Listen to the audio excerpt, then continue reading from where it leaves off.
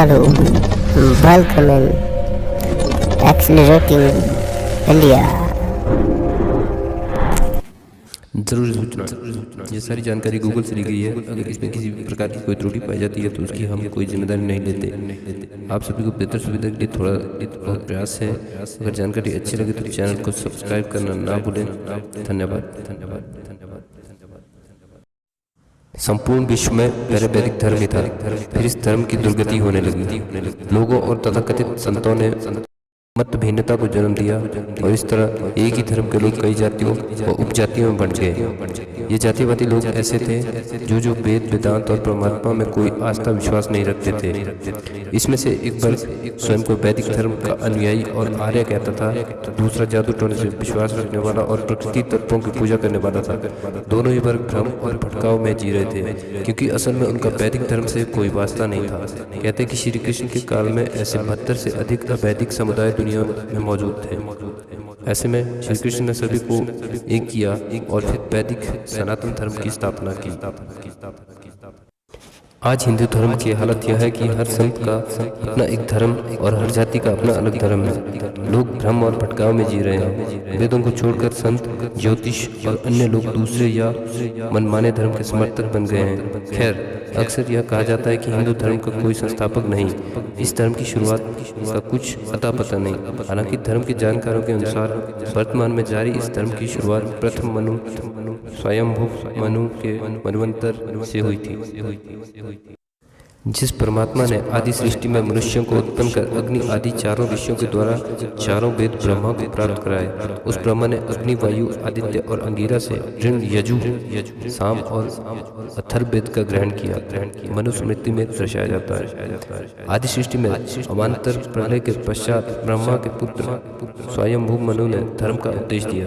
मनु ने ब्रह्मा से शिक्षा पाकर भृगु, मरीचि आदि ऋषियों को वेद की शिक्षा दी। इस वारिक परंपरा के वर्णन का पर्याप्त भाग मनुस्मृति में यथार्थ रूप में मिलता है।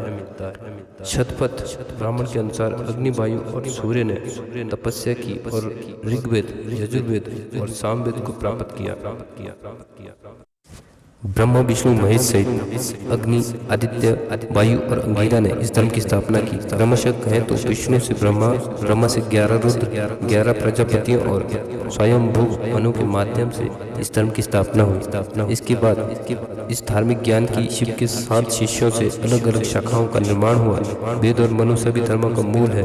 मनु के बाद कई संदेश वाहक आते गए और इस ज्ञान को अपने अपने तरीके से लोगों तक पहुंचाया। लगभग 90,000 से अधिक वर्षों की परंपरा से यह ज्ञान श्री कृष्ण और गौतम बुद्ध तक पहुंचा। यदि कोई पूछे कौन है हिंदू धर्म का संस्थापक, तो कहना चाहिए ब्रह्मा है प्रथम और श्री कृष्ण के बाद बुद्ध है अंतिम। जो पूछते हैं उन्हें कहो कि अग्नि, वायु, आदित्य और अंगिरा ने हिंदू धर्म की स्थापना की। यह किसी पदार्थ नहीं, ऋषियों के नाम है। प्राचीन काल में ऋग्वेद ही था, फिर ऋग्वेद के बाद यजुर्वेद और सामवेद की शुरुआत हुई। बहुत काल तक यह 3 वेद ही थे। वेद त्रयी कहा जाने लगा। मान्यता के अनुसार इन तीनों के ज्ञान का संकलन भगवान राम के जन्म के पूर्व ऋषि के समय में हुआ था। अथर्ववेद के संबंध में मनुस्मृति के अनुसार इसका ज्ञान सबसे पहले महर्षि अंगिरा को हुआ। बाद में अंगिरा द्वारा सुने गए अथर्ववेद का संकलन ऋषि अथर्वा द्वारा किया गया। इस तरह हिंदू धर्म 2 भागों में बंट गया। एक वे जो ऋग्वेद को मानते थे और दूसरे वे जो अथर्ववेद को मानते थे। इस तरह 4 किताबों का अवतरण हुआ। कृष्ण के समय महर्षि पराशर के पुत्र कृष्ण द्वैपायन ने वेद को 4 प्रभागों में संपादित किया। इन चारों प्रभागों की शिक्षा 4 शिष्यों पैल, वैशंपायन, जैमिनी और सुमंतु को दी। उस क्रम में ऋग्वेद पैल को, यजुर्वेद वैशंपायन को, सामवेद जैमिनी को तथा अथर्ववेद सुमंतु को सौंपा गया। कृष्ण द्वैपायन को ही वेद व्यास कहा जाता है। कृष्ण द्वैपायन यानी वेद व्यास महर्षि पराशर के पुत्र थे।